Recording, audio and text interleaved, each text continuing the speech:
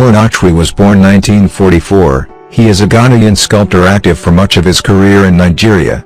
He has drawn particular international attention for his bottle-top installations.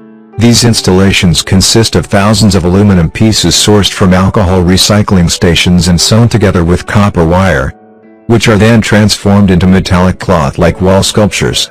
Such materials, while seemingly stiff and sturdy, are actually free and flexible, which often helps with manipulation when installing his sculptures.